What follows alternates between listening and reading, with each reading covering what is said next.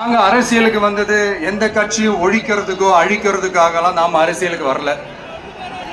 யார் மேலேயும் தனிப்பட்ட ஒரு வன்மமோ இல்ல தனிப்பட்ட கோபமோ அப்படிலாம் யார் மேலேயும் கிடையாது.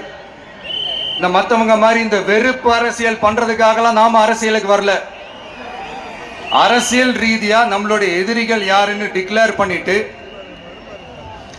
தேர்தலில் நின்று ஜெயிச்சு மக்களுக்காக எங்களுடைய நன்றி கடனை செலுத்துறதுக்காக தான் நாம அரசியலுக்கே வந்திருக்கோம். Just want to make this clear. அவங்கள கேள்வி கேட்கறதுக்கு முன்னாடி அவங்களுடைய இயலாமையை மறைக்கிறதுக்காக இந்த ஏ டீம் பி டீம் இதெல்லாம் கூட சேர்த்துக்கிட்டு ஒரே விஷயத்த சொல்லி அழுவுறாங்கல்ல. என்னன்னு சொல்லி அழுவுறாங்க? அனுபவம் இல்லாதவங்களால எப்படி ஆட்சி அதிகாரத்தை செய்ய முடியும் அப்படின்னு ஒரே விஷயத்த சொல்லி அழுவுறாங்கல்ல. அந்த அழுகைக்கு நாம ஒரு பதிலடி கொடுக்கணும்ல. மக்களே, நான் உங்களையே கேட்கிறேன், தெரியாம தான் கேட்கிறேன். இந்த அனுபவம் அனுபவம் அனுபவம்னு சொல்றாங்களே, அதிகாரத்தை வச்சு மக்கள் பணத்தை கொள்ளையடிச்சதை தாண்டி வேற ஏதாவது கொம்பு முளைச்ச பெரிய அனுபவம் இவங்களுக்கு இருக்குதா? அனுபவம் இல்லையா? நமக்கு அனுபவம் இல்லதான். கொள்ளையடிக்கிறதுலாம் எங்களுக்கு அனுபவம் இல்லதான். அதெல்லாம் எங்களுக்கு சுட்டு போட்டாலும் வராது. இந்த கொள்கையை பேருக்கு மட்டும் வச்சுக்கிட்டு நேரடியா சரண்டர் ஆகிறது, மறைமுகமா சரண்டர் ஆகிறது, இந்த மாதிரி அனுபவம் நமக்கு இல்லதா? அதுவும் நமக்கு சுட்டு போட்டாலும் வராது. மக்களை நேசிக்கிற நல்ல குணம் இருந்தா போதும்யா. நல்ல சூப்பரான ஒரு நல்லாட்சி கொடுக்கலாம். நல்லாட்சி கொடுக்கிறதுக்கு மெத்த படிச்ச மேதாவிகளா இருக்கணும்ல ஒன்னும் அவசியம் இல்ல. காமராஜர் அவர்கள் மாதிரியோ எம்ஜிஆர் அவர்கள் மாதிரியோ மக்கள் சக்தியின் துணையால, மக்கள் மேல அக்கறையா இருக்கக்கூடிய நல்ல அதிகாரிகளின் துணையால சூப்பரான ஒரு நல்லாட்சி என்னால கொடுக்க முடியும். செஞ்சு காட்டுறேன்.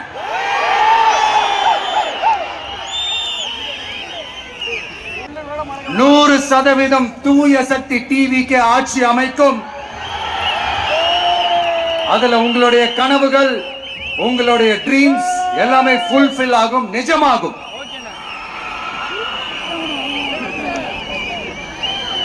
தமிழ்நாடு எப்பவுமே டெல்லிக்கு அவுட் ஆஃப் கண்ட்ரோல் அப்படின்ட்டு ஸ்டாலின் சார் அடிக்கடி சொல்லுவாங்க. ஸ்டாலின் சார் எது எதுலாம் அவுட் ஆஃப் கண்ட்ரோல் இப்ப நான் கொஞ்சம் சொல்லட்டுமா? முதல்ல சட்டம் ஒழுங்குல அவுட் ஆஃப் கண்ட்ரோல், பெண்கள் பாதுகாப்புல அவுட் ஆஃப் கண்ட்ரோல், இளைஞர்கள் வேலை வாய்ப்புல அவுட் ஆஃப் கண்ட்ரோல், மொத்தத்துல அவரோட ஆட்சியே ஒரு அவுட் ஆஃப் கண்ட்ரோல். இந்த வருஷம் பிகினிங்ல சட்டசபையில பேசும்போது சொல்றாங்க, மக்கள் எல்லாரும் ரொம்ப மகிழ்ச்சியா இருக்கிறாங்க, அதனால நானும் ரொம்ப மகிழ்ச்சியா இருக்கிறேன் அப்படின்ட்டு. மக்கள் சந்தோஷமா இருக்கிறத பாக்குறது கூட ஒரு சந்தோஷம் தான் சார். அது யாரும் இல்லைன்னு சொல்லல. அப்படி உண்மையிலேயே மக்கள் உண்மையிலேயே சந்தோஷமா இருக்கிறாங்க அப்படின்னா ஏன் சார் விவசாயிகள் போராட்டம் நடக்குது?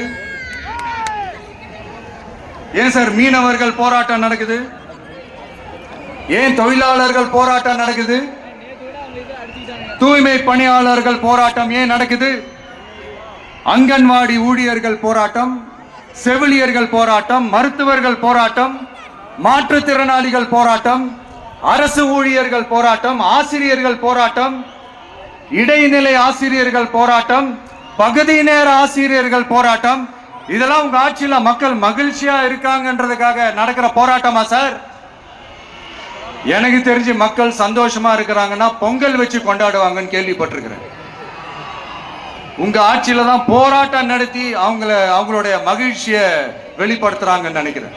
இன்னும் தீரவே தீராத பிரச்சனைகள்னா இருக்கிற இடம் பிரச்சனை, பார்க்கிற வேலை பிரச்சனை, பண்ற தொழில் பிரச்சனை, விலைவாசி பிரச்சனை, தண்ணி பிரச்சனை, பஸ் வசதி இல்லைன்ற பிரச்சனை, ரோடு சரி இல்லைன்ற பிரச்சனை, ஆஸ்பத்திரி சரியா இல்லைன்ற பிரச்சனை. இப்படி எல்லாம் ஒரு அடிப்படை விஷயங்களே பிரச்சனையா இருந்தா அப்ப ஆளுங்கட்சின்னு ஒண்ணு எதுக்குதான் இருக்கிறாங்க அப்படின்னு தானே மனசுல தோணும் மக்களுக்கு. இந்த SOPs சொல்லுவாங்க, அதனுடைய ஃபுல் ஃபார்ம் வந்து ஸ்டாண்டர்ட் ஆபரேட்டிங் ப்ரொசீஜர். ஆனா எனக்கு மட்டும் அது ஸ்டாலின் சார் ஆபரேட்டிங் ப்ரொசீஜர். இது என்னங்க நியாயம்? இந்த விஜய் உண்மையானவன்றது உங்க எல்லாருக்குமே தெரியும். நமக்கு எதிராக சதி செய்யறது யாரு, நமக்கு எதிராக சூழ்ச்சி செய்யறது யாரு, நமக்கு எதிராக பழி போடுறது யாரு, யாரெல்லாம் ஒன்னா சேர்ந்து இதெல்லாம் செய்யறாங்கன்றது உங்க எல்லாருக்குமே நல்லா தெரியும். அதனால என்னோட சொந்தங்களாகிய உங்ககிட்ட வந்து நான் நீதி கேட்காம வேற யாருக்கிட்ட தான் போய் கேட்பேன்.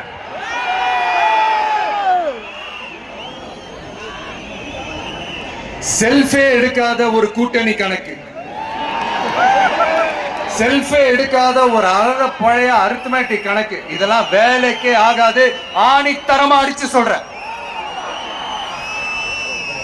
அப்புறம் இந்த காசு கொடுத்து ஓட்டு வாங்கிடலாம்னு கனவு காண்றாங்கல்ல, அதுவும் இந்த விஜய் வந்ததுக்கு அப்புறம் நடக்கவே நடக்காது.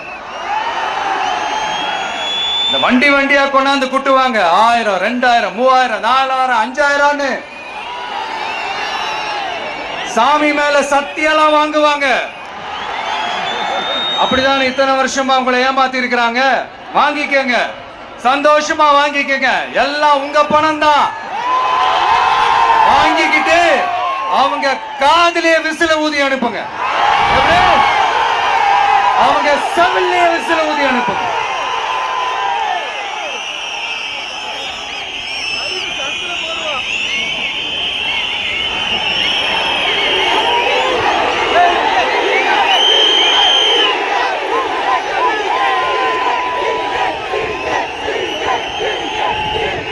அடுத்து நம்மளுடைய ஜென்சி அடுத்த இளம் தலைமுறையினருக்கும் ஒன்று நான் சொல்லணும்னு நினைக்கிறேன். இந்த பணத்தை கொடுத்து ஏமாத்தி ஓட்டு வாங்குற அந்த கலாச்சாரம் ஒழியணும். பணத்தை கொடுத்து ஏமாத்தினா ஏமாறுவீங்க. உங்களை தான் கேட்கிறேன், பணத்தை கொடுத்து ஏமாத்தினா ஏமாறுவீங்க? எல்லாரும் கொஞ்சம் கை இப்படி வைங்களேன் எனக்காக. நான் சொல்றதை கொஞ்சம் ரிப்பீட் பண்ணுங்க. எங்க ஓட்டு எங்க உரிமை. எங்களை யாரும் விலைக்கு வாங்க முடியாது. எங்கள் ஓட்டு விசில் சின்னத்துக்கு தான். வேற யாரையும் நம்பி ஏமாற மாட்டோம். தேங்க்யூ. கேட்டுச்சா சார்?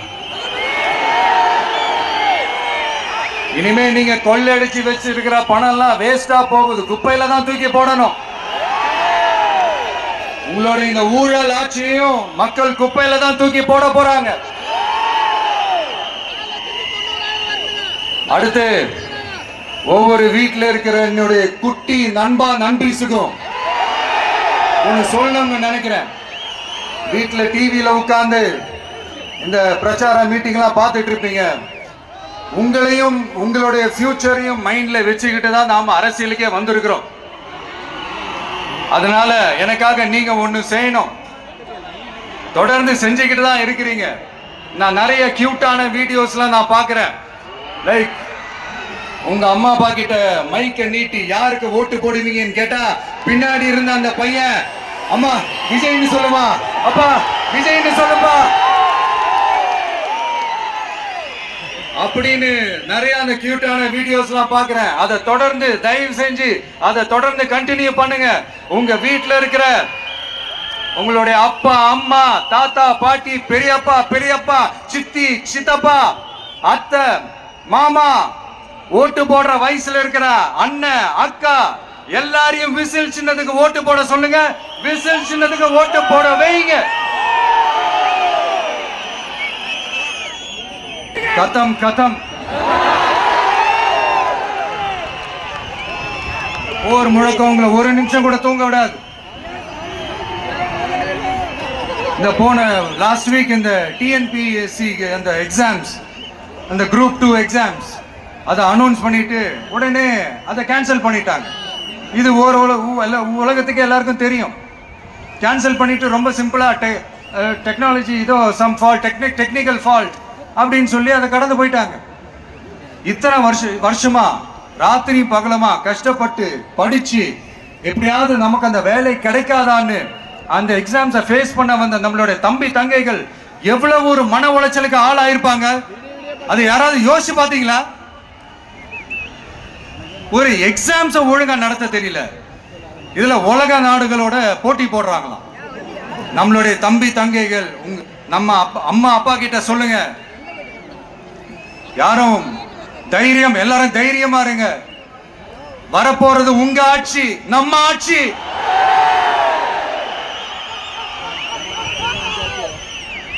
அதனால இந்த மாதிரிலாம் எதுவும் நடக்காம சமூக நீதிக்கான ஒரு நல்ல ஆட்சியை அமைப்போம். இளைஞர்களின் வேலை வாய்ப்புகளை மனசுல வச்சுக்கிட்டு டிரான்ஸ்பரண்டா அதுக்கான ஒரு தீர்வை காணுவோம். நான் விக்கிரவாண்டி மாநாட்டில் பேசும்போது ஒரு பொலிட்டிக்கல் பாம் ஒன்னு சொன்னேன், ஞாபகம் இருக்கா? ஆட்சியிலையும் பங்கு, அதிகாரத்திலையும் பங்குன்னு ஒன்னு சொன்னேன். இப்போ அந்த பொலிட்டிக்கல் பாம் எல்லா கூட்டணியிலையும் வெடிச்சுக்கிட்டு இருக்கு, தாறுமாற வெடிச்சுக்கிட்டு இருக்கு. ஸ்டாலின் சார்லாம் பதறாரு, ஆட்சி அதிகாரத்துல பங்கெல்லாம் தமிழ்நாட்டில் ஒத்து வராது அப்படின்னு சொல்றாரு. அவங்கள பொறுத்த வரைக்கும் ஜெயிக்கிறதுக்காக மட்டும்தான் கூட்டணி, மற்ற எல்லாத்துக்குமே அவங்க தனி அணி, அவங்க மட்டுமே ஒரே அணி. வெல்வோம் ஒன்றாக, ஆனா வரும் வெல்த் எல்லாம் பார்ப்போம் தனியாக. அந்த வெல்வோம் ஒன்றாக என்றது இதுதான் அந்த சீக்கிரட்டே. புரிய வேண்டியவங்களுக்கு நல்லா புரியும் நினைக்கிறேன். உங்களோட நான் இருக்கேன், நம்மளோட நம்ம மக்கள் இருக்காங்க. இதுக்கு மேல என்ன வேணும்? கான்பிடென்டா இருங்க, நல்லதே நடக்கும், வெற்றி நிச்சயம். மீண்டும் சந்திக்கும் வரை நன்றி, வணக்கம்.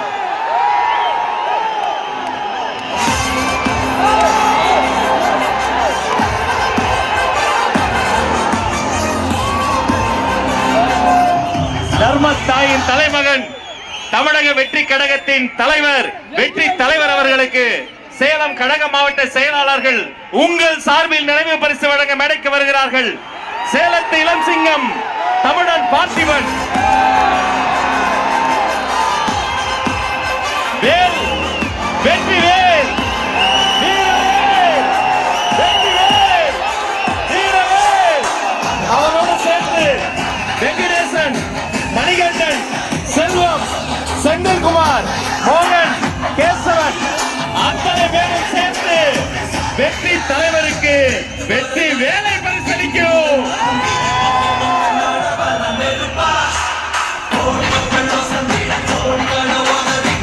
வேல் மட்டும் இல்ல, வெற்றி தலைவருக்கு இன்னொரு பரிசு தர போறாங்க.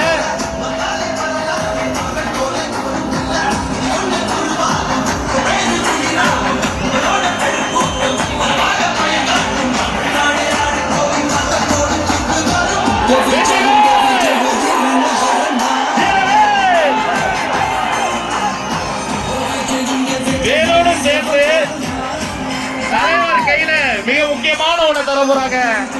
சாட்டை, தீய சக்தியை வெறுக்க போகும் சாட்டை, தூய சக்தியை படைக்க போகும் சாட்டை, உங்கள் வீட்டு பிள்ளையின் வெற்றி சாட்டை.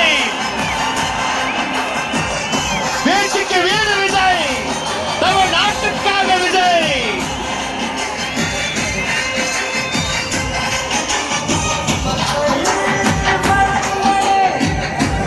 இந்த தமிழ்நாட்டு மக்களையும் என் கழக தலைவரையும் காப்பாற்றுவதற்காக இந்த வீரர்கள் ஊழல் சக்திகளை ஓங்கி அடிக்க சாட்டை விளம்புவோம், ஊழல் சக்திகளை நாட்டி தருவோம். நன்றி, கழக மாவட்ட செயலாளர்களுக்கு நன்றி.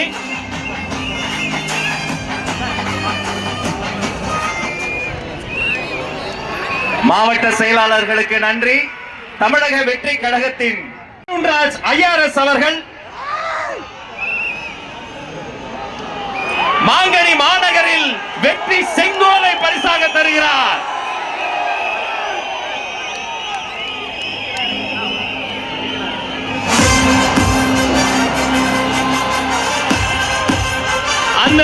செங்கோலோடு சேர்த்து மக்களின் சார்பில் மாங்கனி மாநகரில் மாவட்ட கழக செயலாளர் மக்கள் சார்பில் பொன்னிற செங்கோலையும் தருகிறார்.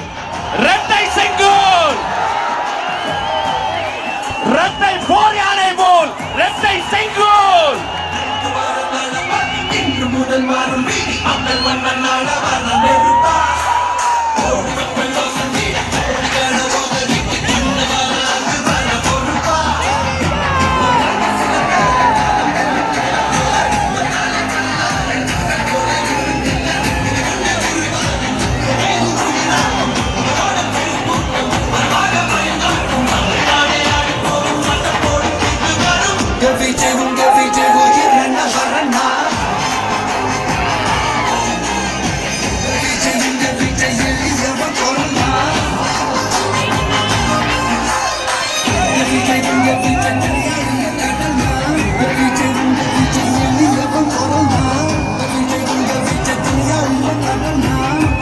மன்னர்களை உனக்கு கட்ட வரனா.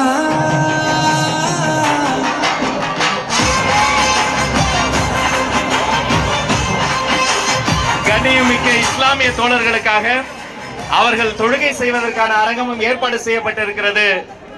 இத்தனை நேரம் பொறுமை காத்து எங்களோடு இணைந்திருந்த அத்தனை சொந்தங்களுக்கும் நன்றி, நன்றி, வெற்றி, வணக்கம்.